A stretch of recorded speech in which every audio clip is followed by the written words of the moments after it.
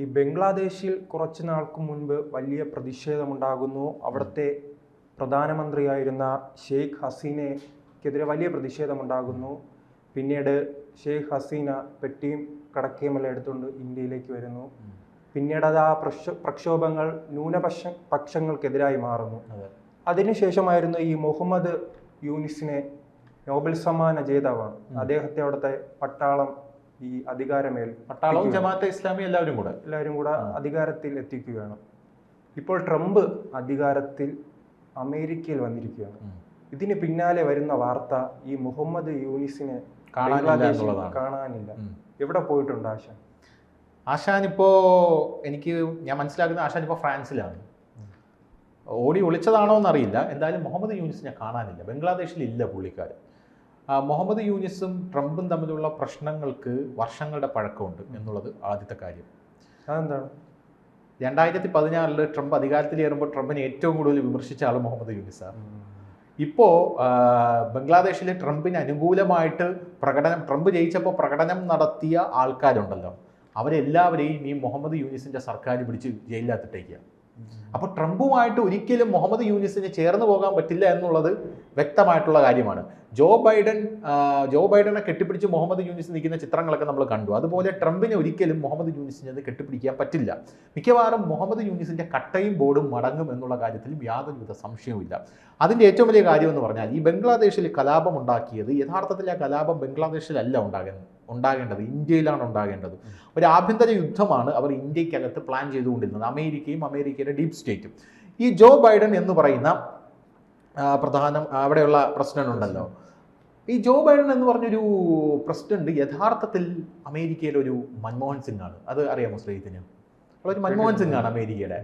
അയാളെ കൊണ്ട് ഒരു തീരുമാനമെടുക്കാനോ അല്ലെങ്കിൽ ആ തീരുമാനത്തിൻ്റെ മേൽ ആക്ഷൻ എടുക്കാനോ ശക്തമായിട്ട് അതിൽ നടപടികളും നിലപാടുകളും പറയാൻ ഒന്നും പറ്റത്തില്ല. അയാൾ അവിടെ നിയന്ത്രിച്ചു കൊണ്ടിരുന്നത് കമല ഹാരിസ്. അത് പ്രായാധിക്യം അല്ലെങ്കിലും അയാൾ അങ്ങനെയാണ്. ഒന്നാമത് കമല ഹാരിസ്, രണ്ടാമത് ജോർജ് സോറോസ്, മൂന്നാമത് അവിടുത്തെ പല മാഫിയകൾ, വാൾ സ്ട്രീറ്റ് ജേർണൽ പോലെയുള്ള പല പല പല മാധ്യമങ്ങൾ, ഇടത് ജിഹാദി എക്കോസിസ്റ്റം എന്ന് വേണമെങ്കിൽ നമുക്ക് പറയാം. ഒരു ലെഫ്റ്റ് ലിബറൽ ആയിട്ടുള്ള ഒരു എക്കോസിസ്റ്റം ആയിരുന്നു അമേരിക്കയിൽ ഈ ജോ ബൈഡൻ കയറിയപ്പോൾ നിലനിന്നിരുന്നത്. അവർ തീരുമാനിക്കും, ഡീപ് സ്റ്റേറ്റ് എന്ന് പറയുന്ന അവർ തീരുമാനിക്കും, ഇയാൾ നടപ്പാക്കും. അപ്പോൾ ഡീപ് സ്റ്റേറ്റിന് ജോർജ് സോറോസ് അടക്കമുള്ളവർക്ക് കൃത്യമായിട്ടുള്ള സ്റ്റാൻഡ് ഇല്ലാതെ പോയത് അത് ഇന്ത്യയിലാണ്.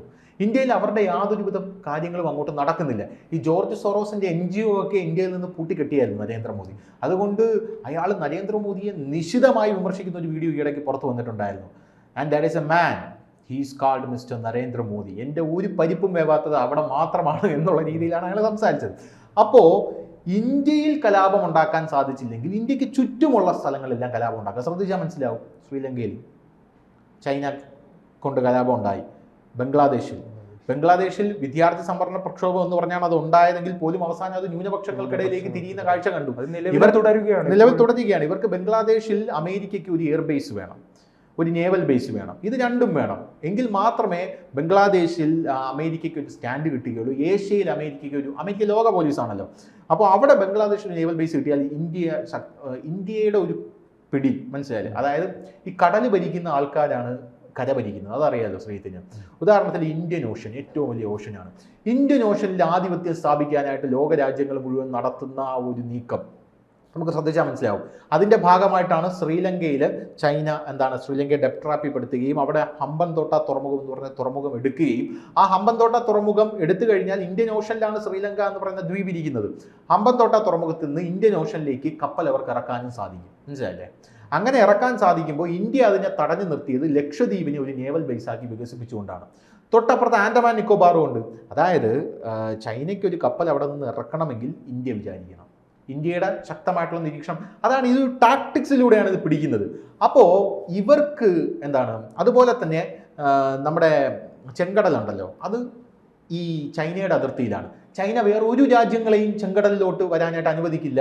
അവിടെയുള്ള രാജ്യങ്ങളെല്ലാം വെനിസ്വേല അടക്കമുള്ളവർ ഈ വെസൽ ഇതിലോട്ട് ഇറക്കി കഴിഞ്ഞാൽ, ചെങ്കടലിലോട്ട് ഇറക്കി കഴിഞ്ഞാൽ ചൈനയുടെ 200-300 അടക്കമുള്ള കപ്പലുകൾ വന്ന് അതിനെ ആക്രമിക്കും. അത് ഇറക്കാൻ പാടില്ല എന്ന് പറയും.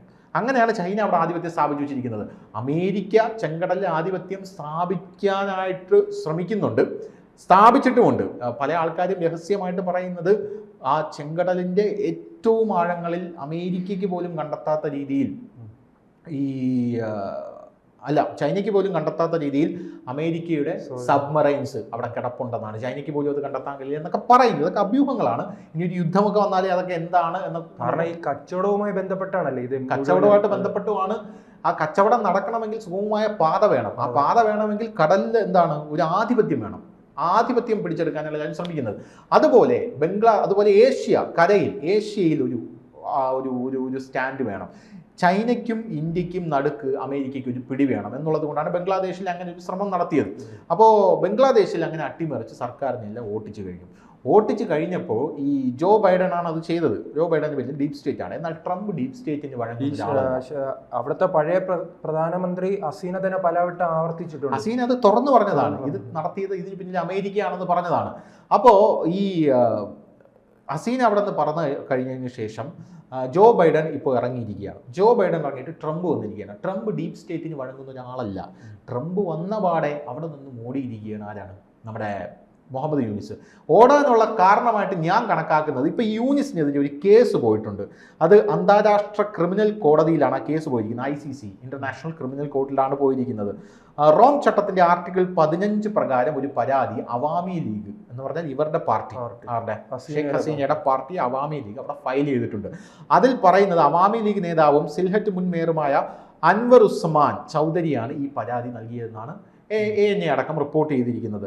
ഓഗസ്റ്റ് 5 മുതൽ 8 വരെ ബംഗ്ലാദേശിലെ വിദ്യാർത്ഥി പ്രസ്ഥാനത്തിൻ്റെ പേരിൽ ബംഗ്ലാദേശി അവാമി ലീഗിൻ്റെയും അതിൻ്റെ വിവിധ അനുബന്ധ സംഘടനകളുടെയും എല്ലാ നേതാക്കളുടെയും പ്രവർത്തകരും ബംഗ്ലാദേശിൽ താമസിക്കുന്ന ഹിന്ദുക്കളും ക്രിസ്ത്യാനികളും ബുദ്ധമതക്കാരും ബംഗ്ലാദേശിലെ പോലീസ് സേനയും ക്രൂരമായ വംശഹത്യക്കിരയായി.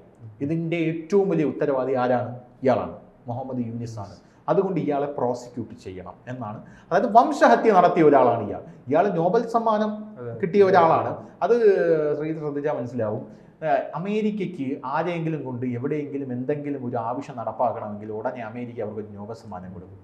ശ്രദ്ധിച്ചാൽ മനസ്സിലാവും. ഇപ്പം ഇവിടെ ഏറ്റവും അധികം ഇന്ത്യ വിരുദ്ധത പറയുന്ന ഒരു സ്ത്രീയാണ് നമ്മുടെ അരുന്ധതി റോയ്. മനസ്സിലായില്ലേ? അത് അപ്പൊ അമേരിക്കയുമായി ബന്ധപ്പെട്ട് പല വിഘടനവാദി നേതാക്കൾക്കും പിന്തുണ നൽകുന്ന ഒരാളാണ്. അപ്പൊ അങ്ങനെയുള്ള ഒരാളെ യഥാർത്ഥത്തിൽ ഇന്ത്യക്കകത്ത് വിഘടനവാദം പറയുന്ന ഒരാളെ അമേരിക്ക നോക്കുമ്പോൾ കൊള്ളാം, ഇന്ത്യക്കകത്ത് കിടന്ന് വിഘടനവാദം പറയുന്നുണ്ട്. അപ്പൊ ഇവരെ ഒന്ന് പ്രൊമോട്ട് ചെയ്തേക്കാം, പിടിച്ചൊരു നോബൽ സമ്മാനം കൊടുക്കും. അപ്പൊ ഇനി ഇന്ത്യ അവർക്കെതിരെ എന്തെങ്കിലും ഒരു നിലപാടെടുത്തു കഴിഞ്ഞാൽ അത് ഇന്ത്യക്കകത്തുമുണ്ട്. ഇന്ത്യക്കെതിരെ പറയുന്ന ഈ നമ്മുടെ പഴയ കാലത്തെ കുറിച്ച് പറയുന്നവർക്ക് ഇടതുപക്ഷം വലിയ സപ്പോർട്ട് നൽകും. അത് പണ്ട് ഇപ്പം മാറി വരുന്നുണ്ട്. അപ്പൊ അങ്ങനെ അരുന്ധതി റോയ്ക്കൊക്കെ അത് കൊടുത്തു കഴിഞ്ഞാൽ ഇന്ത്യ അവർക്കെതിരെ നിലപാടെടുത്തു കഴിഞ്ഞാൽ ഉടനെ ലോകരാജ്യങ്ങളും പറയുന്നത് നോബൽ സമ്മാനം നേടിയവർക്കെതിരെ നടപടിയെടുക്കുന്നു, വലിയ രീതിയിലുള്ള പ്രക്ഷോഭവും ഒക്കെ വരുന്നു, രാജ്യം എങ്ങോട്ടാണ് പോകുന്നത്, ഈ ഇൻഡെക്സ് താന്നു, ആ ഇൻഡെക്സ് താന്നു, മാധ്യമ സ്വാതന്ത്ര്യമില്ല എന്ന് പറഞ്ഞാൽ നമ്മുടെ രാജ്യത്തിന് ഒരു സംശയം, ഒരു കയോസിലേക്ക് കൊണ്ടുപോകാൻ ഇവർക്ക് സാധിക്കും. എന്ന് പറഞ്ഞ ഒരു ടെക്നിക്കാണ്. അപ്പൊ അങ്ങനെ മുഹമ്മദ് യൂനിസ് ഇപ്പോൾ ഓടി ഒളിച്ചിരിക്കുകയാണ്. ഇനി രണ്ടാമത്തെ ഒരു കാര്യം എന്ന് പറയുന്നത്, ഷെയ്ഖ് ഹസീന ഡൊണാൾഡ് ട്രംപിന് ഒരു കത്തയച്ചിട്ടുണ്ട്, ഒരു അഭിനന്ദന കത്ത്. അതിൽ ഷെയ്ഖ് ഹസീന പറയുന്നത് ബംഗ്ലാദേശ് പ്രധാനമന്ത്രി എന്നാണ് ഷെയ്ഖ് ഹസീന തന്നെ സ്വയം വിശേഷിപ്പിച്ചിരിക്കുന്നത്. ഞാനാണ് ബംഗ്ലാദേശ് പ്രധാനമന്ത്രി, അതുകൊണ്ട് താങ്കൾക്ക് എന്താണ് എൻ്റെ അഭിനന്ദനങ്ങൾ. നമ്മൾ തമ്മിലുള്ള ബന്ധം ഇനിയും വളരെയധികം ഊഷ്മളമാക്കേണ്ടതുണ്ട്. അതിന് സാധിക്കും. ബംഗ്ലാദേശിൻ്റെ പ്രധാനമന്ത്രിയായി ഞാൻ ഇരിക്കുന്നിടത്തോളം കാലം നമ്മുടെ ടൈപ്സ് ഒക്കെ കൂടുതൽ. അപ്പോൾ ഇത് കേട്ടിട്ട് യഥാർത്ഥത്തിൽ ലഭ്യനായിരിക്കുകയാണ് ആര്? നമ്മുടെ മുഹമ്മദ് യൂനിസിന് കത്തയക്കാനും പറ്റില്ല ട്രംപിന്. ട്രംപ് മുഹമ്മദ് യൂനിസിനെ നോക്കി വെച്ചിരിക്കുകയാണ്. ട്രംപിന് ഇനി മുഹമ്മദ് യൂനിസിനെ കൈ കിട്ടാൻ കാത്തിരിക്കുകയാണ്. അപ്പോൾ ആ ഒരു സാഹചര്യത്തിലാണ് ഈ കോടതിയിൽ ഈ കേസ് വരുന്നത്.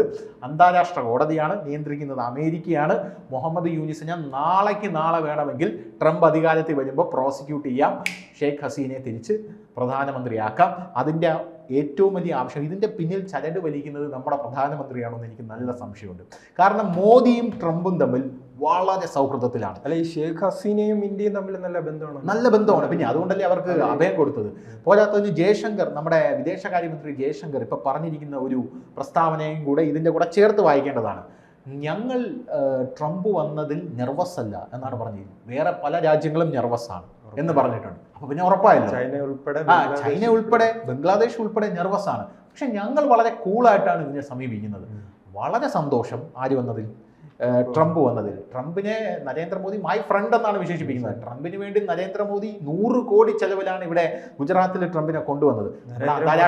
അതെ, അന്താരാഷ്ട്ര ബന്ധങ്ങളൊക്കെ ശക്തിപ്പെടുത്താനുള്ള ആ ഒരു നീക്കത്തിൽ ഈ 100 കോടി എന്ന് പറയുന്നത് വെറും പീനട്സ് മാത്രമാണ് എന്നുള്ളത് നമുക്ക് എല്ലാവർക്കും അറിയാം.